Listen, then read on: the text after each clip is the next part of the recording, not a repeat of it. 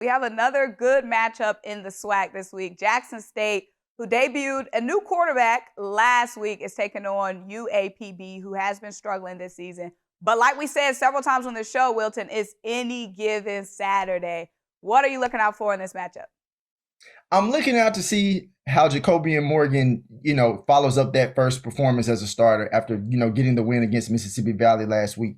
This is an Arkansas Pine Bluff team that, when you look at their record, they're 1-6 and 0-4. This is a team under first-year coach Alonzo Hampton.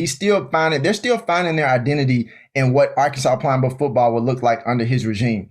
But this is also a Jackson State team while have found its identity and know what it wants to do as a team. But you have a new quarterback in the middle of the season. And so what I'm looking to see, like I said, more so than anything, is can Jacobian Morgan be that guy?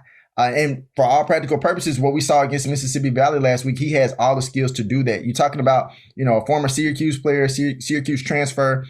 He threw for 141 yards last week and 1 touchdown, as well as led the team in rushing with 10 carries. So I expect to see that on full display against a UAPB defense that has struggled to stop the run. And then the biggest thing outside of Jacobian Morgan is that, Symone, Irv Mulligan had a boot on, not this week. Well, he had a boot on, but the boot came off on Tuesday.